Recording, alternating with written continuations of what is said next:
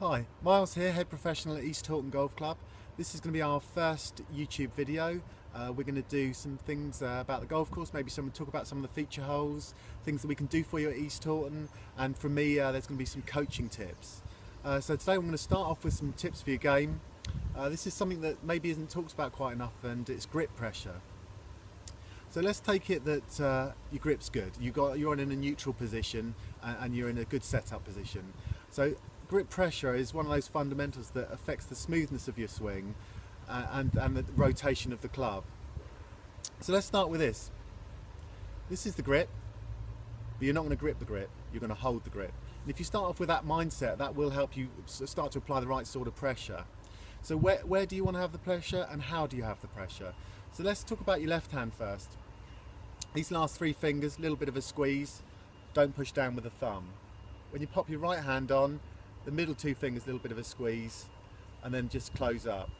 So if you start to use too much pressure, it might be one of the reasons why you slice, because this rotation of the club, if your hands are on too tight, you won't be able to rotate the club properly, and that may be one of the causes of your slice.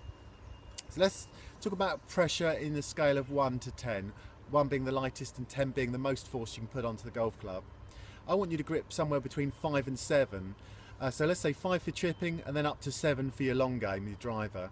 And that should give you about the right amount of force through your fingers.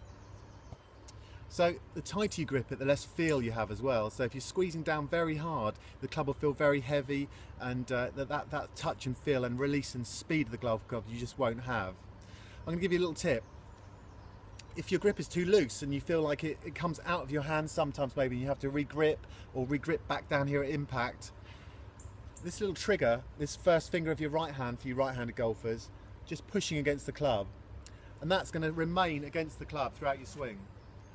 So if you use that force there against the club, that should keep you in touch with the club and just hold that little bit of pressure. So what you really want is constant grip pressure. You don't want to be tightening and loosening or tightening on the way back down. That's the worst one, because that's the thing that gives you that slice sometimes. So next time you grip the club, think of it as the hold and not the grip. That certainly will help you, because you know that downward pressure, especially pushing down with these thumbs, tightens your forearms, tight jerky fast swing, no real feel when you're chipping. I say go with that. If you've got any questions, please come in the shop and speak to me and I'll have a quick look at your grip.